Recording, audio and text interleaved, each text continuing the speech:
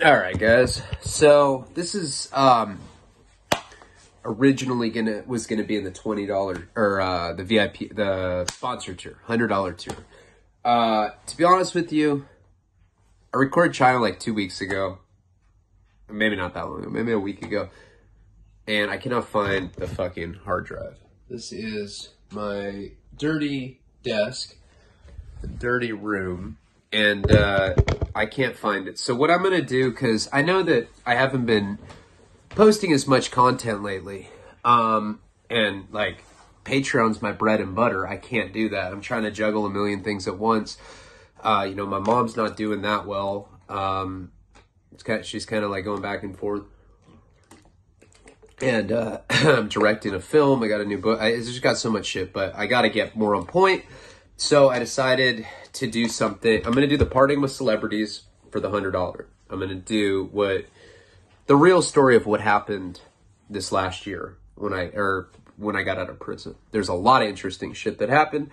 So I'm going to start that right now. This is the first of, this will just be like a series on YouTube, but this is exclusively for the $20 tier. I see a lot of people like editing their pledges, going from like 20 down to the $3 tier. I want to make it so you feel like you're getting your money's worth. With VIP, I'm going to start doing private lives, like maybe once a month. Sponsors are going to get one once a month, etc. And for each tier that goes up, you'll get more. I'm going to try to do these things. I'm going to just get creative and try to make this so you guys are stoked on the content, because I'm capable of it. I have a lot of fucking stories we can tell, and I just feel like, with the $20 tier, this is like when it starts being like the most solid of everyone. You guys really believe in me, and I appreciate it. This is the real story of what happened, and I have to be sensitive because it involves real people, and it might be things that. Dude, is my tattoo fucked up? Or am I just tripping? I think it's just healing right now, but I feel like some ink fell out of it. Sorry, I was being distracted by that. Let's get into the story. So, I just want to preface it with saying, I don't really want to put people's business out there, but, if you were paying attention, I can just say what happened, and I don't have to say people's names, and you'll know what I'm talking about. So, just pretend like you've already heard the third prison term. I had a rough time at Centinela. I got in 12 riots in 3 months, and eventually I went to a 1 yard in Centinela. And I'd never been to a 1 yard. 1 yard was quite an experience because it was different than anything else that I'd ever experienced in prison. There were no fences. There were fences, but they were like 5 feet tall. You could easily jump over them. There was a dorm, and you could go out to the yard at all times. They didn't even lock the door. So you could just walk outside whenever you wanted, pull up bar, dip bar. You walked across the yard to the little chow hall, and it was very peaceful. No fights, nothing. Everyone was just going home and wanted to go home. There was a lot of hash there, there was heroin, there was meth. We were fucking partying. And that's not really the mentality that I wanted to go home to Karina with, but it's hard when you're in prison and you're already dealing with a very uncomfortable situation of being incarcerated, especially when your kids are away. I know it sounds paradoxical, but you want to self-medicate. So I was basically, it was ridiculous, and I'll go into this stuff more explicitly in Prison 3. But just so you know, the last couple months I was working out, I was getting kind of like right in the mind. I was smoking hash every night, but I'd stopped with the harder drugs.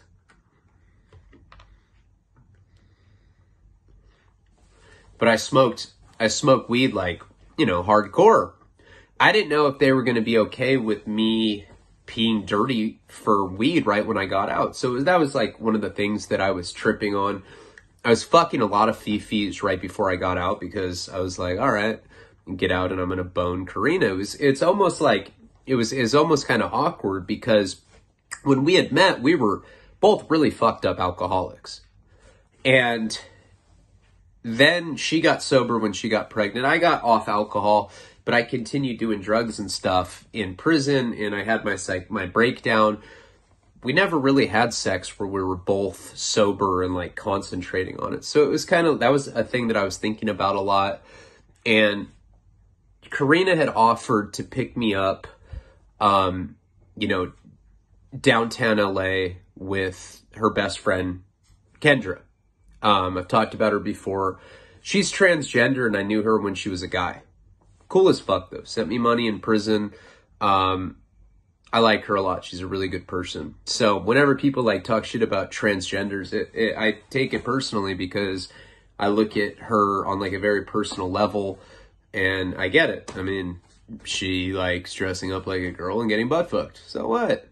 Doesn't mean she's a bad person. I don't know, I mean, she's cool as fuck. She's cool as fuck. Honest. She'd be like, yeah, I fuck a lot of dudes that are kind of on the DL, people don't know that they're butt fucking trannies. She's like, and you'd be surprised how many guys want me to suck their dick, or want to suck my dick. I'm like all stoned. I'm like, can I have a Pop-Tart? And she's like, are you listening to me? I get butt fucked by Pisces at construction sites. She'd tell me stuff like that. Swear to God. She's like, yeah, sometimes I meet, construction workers it's always construction work on Tinder, and they don't really want a relationship, but they just want to meet me at the construction site, and they want to get and they want me to butt fuck them. I'm like, no way. The Pisces want you to butt fuck them. She's like, in a construction hat. I'm like, damn, that's fucking crazy. Do you like butt fucking Pisces? She's like, kind of. Do you? I was like, I've never done that. She's like, Karina's a Pisces. I'm like, no, she's not. She's very Americanized. She talks whiter than I do. Shit. So she was going to pick me up with her. And at this point, I'd been talking to Jeff a lot on the phone. I've been talking to Paul. I've been talking to Jimmels, Karina, obviously, every day, my parents. And I've been talking to Nick Stahl a lot. And we had never met. Nick and I had never met in person.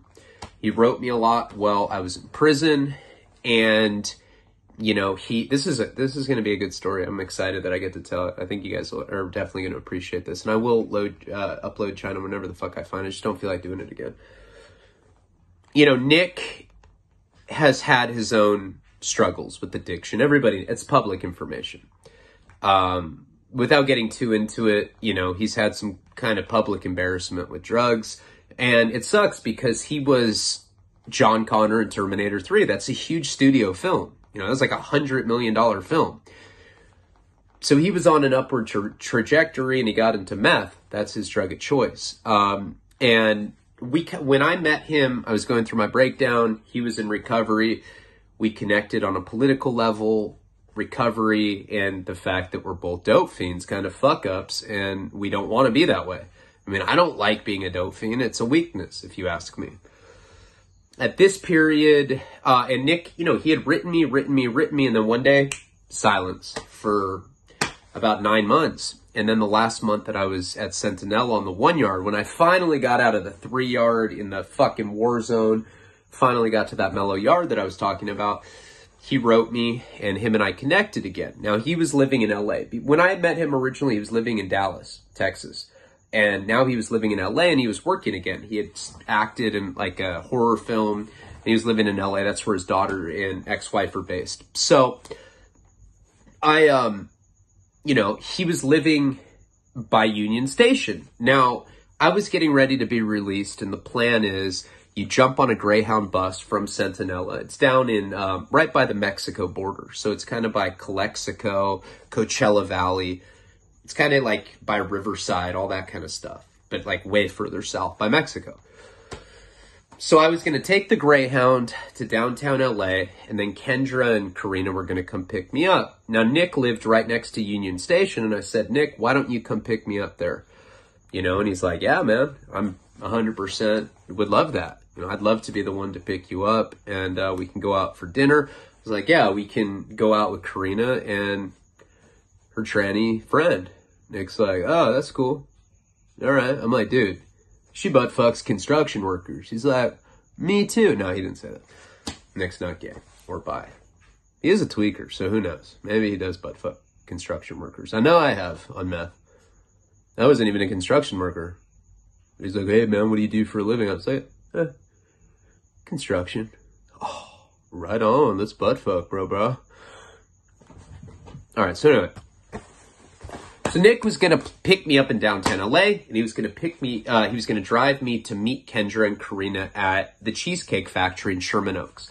So that's in the San Fernando Valley. I used to live right there in Encino, right next to Sherman Oaks. Sherman Oaks, Van Nuys, North Hollywood. It's all the valley. Tarzan. It's actually the porn capital of the world. A lot of fucking construction workers are butt fucking there. Probably more so than other parts of the country, for sure. There's probably like a construction worker butt fuck convention. Like, hey, dude, you going to the convention? Oh, man, can't get the time off from work. Ah, rats, man. All right. Sorry, I'll stop with the pipes of butt fuck construction worker thing. You gotta say butt fuck or they won't like it. So I tell Karina this, and, at the time, I hadn't met, like, Johnny Depp, and I hadn't met, like, all these other actors and shit that I know now, and I know, like, a lot of more famous people. Back then, Nick was, like, one of the more, he was, like, the only actor that I was, like, really, I knew Mark Boone Jr. from Sons of Anarchy. I was cool with him, but, like, Nick and I actually connected, like, as real friends, and he really is, like, one of my closest friends to this day. We talk every day on the phone, and Karina didn't like the fact that she wasn't going to be able to pick me up directly. I'd been gone for 16 months. I don't blame her.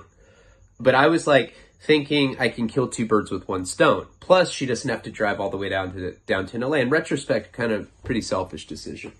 I should have let her and Kendra pick me up directly.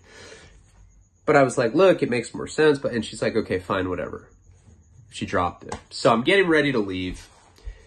And, the night before you get out is always, I made some really good friends in there. And, I think at some point I'll get them to come on, my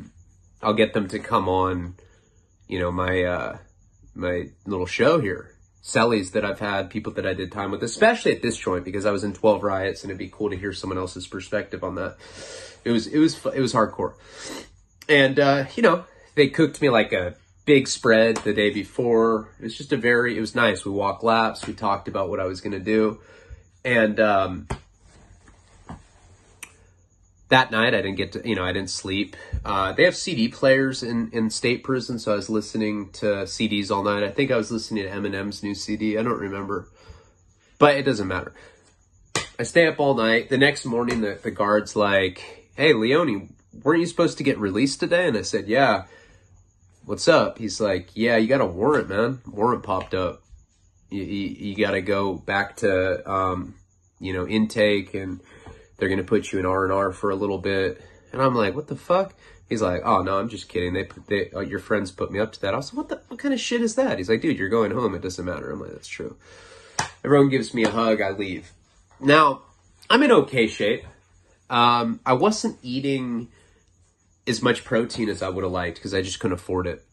I didn't have it like I did like on my Fed term the first time. So I worked out, but I wasn't in like tip-top shape. I was decent though. I was big, like right now I'm more cut than I was then. I'm getting really cut and stuff now because I'm really trying, but I have the supplements and I have the protein now. I got out in decent, I was in better shape probably before I went in. That's when I had the breakdown, but I was really cut up during that period. I don't know. I was just happy to be getting out. So I get out in the morning. They put me in this bus stop, and now I'm coming from GP yard, but it was mixed with SNY. Now active. Now that automatically in the California system makes me that I'm not active. I programmed with PC. I'm fucked up now. Just silly, It's like, I've said this a million times. You probably know people that are rats and chomos and you don't even know it, but whatever. People from other custody levels, like the 3 and 4 yard. Centinela is what's called the White House. So it's where like the big homies reside. The Mexican Mafia, Aryan Brotherhood, they're all there. That's where like all like they put the most powerful people. You know, it used to be Pelican Bay, now it's Centinela. Wes Watson talked about that recently. I didn't watch it, but I saw it pop up on my feed. He said that Centinela is the 4 yard. There's the gnarliest yard in the system right now. 100% believe that, because I was on the 3 and it was rocking. Like every fucking 10 minutes the siren was going. It was hardcore. It was straight up war zone. Like I was shook when I got out of that shit. The last couple months I was in that 1 yard and that was cool. But I was thinking like, you know, if there were guys from the 4 or 3, they might not take kindly to the fact that I was on a mixed yard. So they let us out with like a handful of people. It was like a black guy, 2 Southsiders, and me. Both of these Southsiders were hardcore, like faces tattooed, like fuck fags. No. But you know, like all gang affiliated tattoos. Scary looking guys, you know? And the black guy was just some muscular, he'd just done fucking 40 years. No, 30 years. And he was like 48, 45, I want to say. 48, I think. He'd go on, no, okay. He did 20 years. He did 20 years and he went in at 18. So he was like 38. Never really been free. So he was wiling out. These 2 Southsiders were like super serio, right? And I'm like, fuck. Now I don't have a phone or anything. They give you some gate money, but it's not much. But I remember I started talking to them. Now, I'm one of those guys that's pretty chameleonic. I basically get along with everybody. You know, I'm talkative and I'm sociable. So like, I'm not the kind of guy where like, if there's some hardcore looking Sereno right there, I am always like, hey, what's up? I'm Ryan. What are you doing? Well, how much time you just do? Oh, yeah. So I'm like getting to know these guys. Now, one of them had he had been locked up for his entire life pretty much. He got locked up at 11. He did a YA term until he was 25. And then he's like, 29 now. He was all wiry. Saying this black guy had just done 20 years. And then this other guy was doing, he was on his own trip. So it starts off relatively innocent. We're all talking, we're all cracking jokes. Now, we're parolees. It's obvious. There's other people on the Greyhound, there's women, they're all looking at us. It's obvious we just paroled. You can just tell. I mean, well, it certainly kind of advertises it when you have Southsiders that have like barbed wire tattoos as like goggles. Hey dog, do you think that this shit would look tough? Female dog, that's some fucking badass barbed wires, dog. You should get that on your face, fool. Palabra, dog. I mean, hey dude, do you think barbed wires would go good on my face? Absolutely. That shit would look super tough, brother. Is that like how white people, anyway. So we're cracking jokes and we end up going to a liquor store. Now we had, cause everybody's like kind of looking at us. At one point we stopped, immigration came in, was looking at everybody's ID. They come to us, hey, you guys just get out of prison. Yeah. Stay out of trouble. We're like, okay. They leave. We stop at a liquor store and the bus said, okay, we have 5 minutes until we're going to board until the next bus is going to leave. So if you guys aren't back, we're going to leave without you. Okay, cool. We run across the street to this liquor store and I buy a pack of cigarettes. Now, Karina had told me, if you smoke cigarettes, I'm not going to fuck you. All right. So I got breath mints too. So she wouldn't know. I took my shirt off and I was smoking a cigarette. These guys go in and they buy alcohol. They buy Jameson. They get back on the bus. They start drinking. They started off being cool. Alcohol is a funny way of making people super not cool. They start getting kind of loud and obnoxious, Like, there's this Asian kid sitting in front of us. He looks like he's straight up out of like some, gaming magazine or something. He's just like, he's like, listening to EDM or something. And he's like playing on his phone. And one of the Southsiders, hey dog, hey, excuse me dog. Hey, hey, I need to call my baby mama's dad, fool. Hey, excuse me, I gotta call my baby mama's dad, dog. Asian's just like all pretentious as fuck. Like, 0 fucks given. I mean, I gotta hand it to him. Dude did not give a fuck that the scary Southsider was like asking to use the phone. He didn't, nah, you're not using my phone. I'm like, great, because I was going to ask him to use the phone too. I hadn't talked to Karina yet to tell her that I was out. So they start drinking, they get drunker and drunker. And they're like, hey man, this is the black guy. Hey man, hey, when we get downtown, let's put all of our gate money together. Let's get some fucking crack cocaine. I'm like, I don't know, man. I mean, I gotta meet my baby mama, you know, and I got this whole thing planned. Nah, bro, don't be a bitch, bro. We've been in prison. Come on, we'll go get some hookers. We'll get some crack. And I'm like, well, I mean, I don't know. Doesn't sound that bad. Tell me more. So they tell me this whole plan they have, right? And they want to put all of our gate money together, get a hotel downtown LA, some ghetto one, $30 a night. We all have like $200 on us. That's what they give you for gate money. That's what California gives you. So between us, we have like $600. We go and we get crack, heroin, meth, alcohol, girls, go into the hotel, have some weird multiracial group sex. For sure somebody's getting butt fucked that's a guy. Right here. It wasn't going to be me. I was like, you know what? I'm cool on that. I got to go see my kid's mom. I'm going to get in trouble. Aw, dude. Hey, dog. I'm going to be completely honest with you, kinda. It's fucking weak, dog. You let some fucking bitch control you, fool. He said bitch. Now, you don't call my chick a bitch. I'm sorry. You know? I mean, I realize that everyone in prison objectifies women, but you don't call my chick a bitch. And I was like, hey, man, I'd appreciate it if you didn't call my girl a bitch. She's not. She just wrote a term out for me.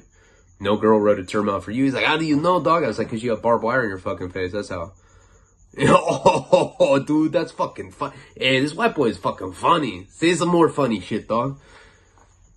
And I'm like, oh, God. I could already see how it was going. And that was a real exchange, right? I was mad at him for calling Karina a bitch.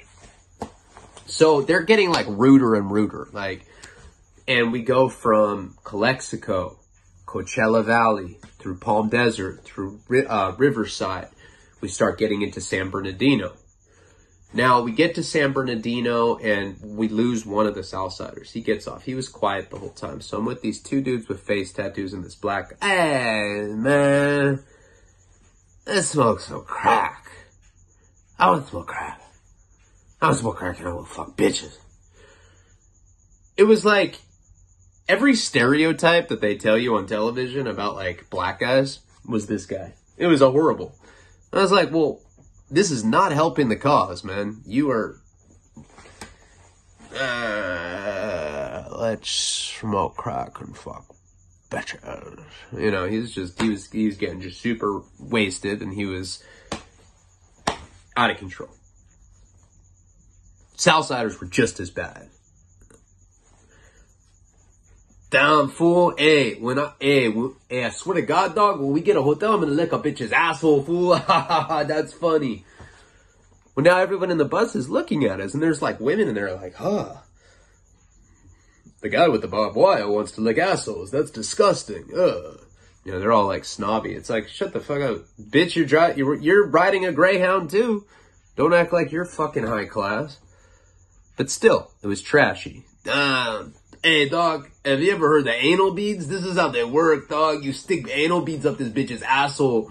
Hey, dog, it makes her sound like a dolphin, fool. You know, they just sound ridiculous. Have you ever seen Ninja Turtles 2, The Secret of the Ooze? You know, the two animals that Shredder has that, like, got mutated, but they're, like, kind of like, that's these guys.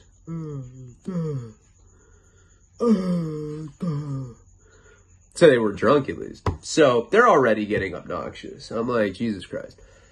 We end up finally getting to LA. Now, this is like a 12-hour trip, by the way. I'm exhausted. I'm wearing a wife beater, and I'm wearing, like, these Adidas warm-up pants that Karina got me. And the wife beater's way too small, so I end up putting a black shirt over it. Now, at the LA bus station, I'm supposed to meet up with Nick. Cool. You know, I get out. First thing I do is I go up and I find some skater kid. I was like, hey, man, can I use your phone? Now, the two Southsiders and the black guys are like, hey, no, we're going to go trying to find some druggers, fool. I'm like, cool. Hey, I'll write you when you're in prison. He's, oh, dog, you're too kind, fool. Thank you so much. I'll probably be back soon. Fuck it. I'm like, all right, dude, whatever. Got to get away from these guys. You know, they're just like the guys from Ninja Turtles, like belligerent, like, oh, shut up. You know, they're like those kind of people. So this kid with the cell phone, I end up calling Karina, expect her to be like, baby. She's like, where are you? If you're with other bitches, I'm gonna fucking lose. She's like, I'm gonna fucking lose it. I was like, I'm not with other bitches, dude. I'm with some I'm at the bus station. She's like, why haven't you called all day? You couldn't use the fucking phone on the bus. So she assumed that I'm already cheating on her. I'm like, well, this is not a good sign, you know? And, I had to calmly explain what was going on. She said, well, where's Nick? And I said, he's not here yet. She's like, okay, well, give him a call. Sorry, baby. I just, I just really wanted to hear from you. I didn't hear from you. I got worried. I was like, okay, cool. I call Nick. He doesn't pick up. I'm like, what the fuck? Keep calling him. He's not picking up. So this dude I'm with, it's like this youngster. He's like, he's talking to me about how he's a gay prostitute. He just says it straight up, like, he's like, hey man, what do you do? Is what he said to me. I was like, well, I mean, really not. I'm a writer. I just got out of prison. Why, what's up? He's like, I suck dick for money, just to be completely real with you, bro. If you want to get your dick sucked, I'll do it for like $5 or $6. Now, this guy was like pretty clean cut. I was like, $5 or $6 in US currency? I got that. What's up? No. I was like, what the fuck? I was like, so then it occurred to me that he was like trying to hit on me. Like, he wanted to suck my dick. The money was just the excuse. $5 or $6. The fuck.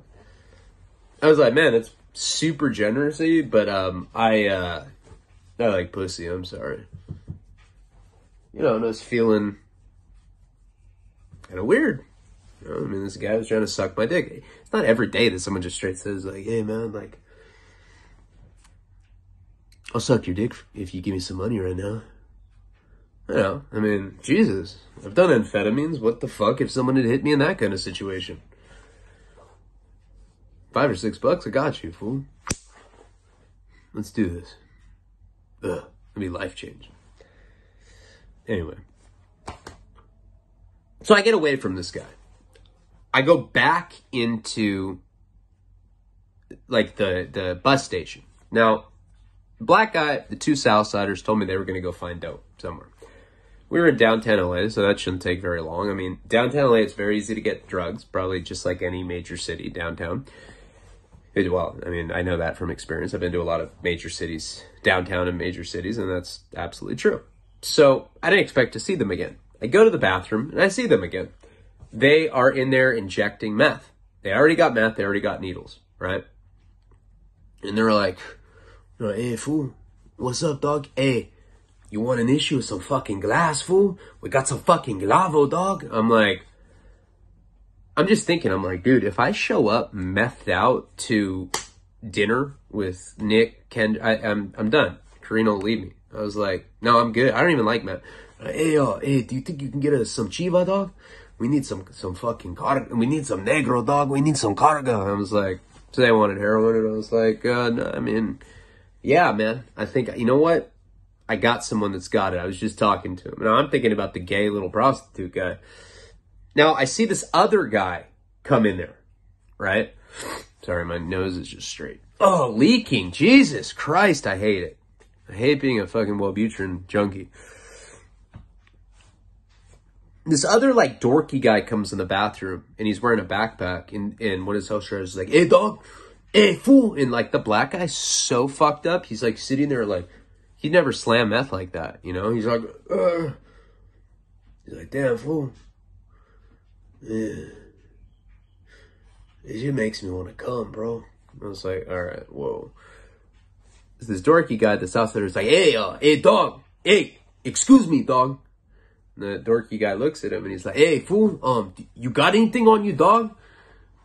Talking all weird and shit. And the guy's like, what do you mean, do I have anything? Like, any drugs, fool? You got any dope, fool? In your fucking backpack, dog? Let me see what's in your backpack. The guy's like, all I have is bud, man. He's like, oh yeah? I need some bud, fool. I smoke Yesco, what's up? Let me get some of that bud. Dorky guy's like kind of looking at me like, oh my God, what's gonna happen? And I'm just like, dude, I don't know. I gotta go. I was like, hey bro, I'm gonna go find that heroin. So I'm leaving. I don't even go wash my hands or anything. I went in there to piss. And I'm leaving the bathroom. The black guy's like tweaking out. And I see the dorky guy go up to show him the backpack.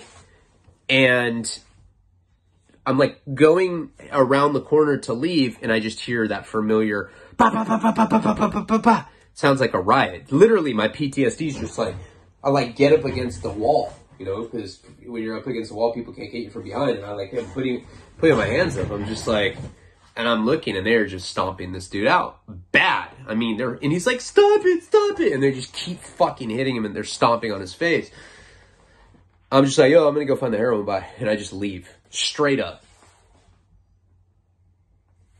And we will get into what happens next in the next part of this series. Thank you guys very much. Palabra.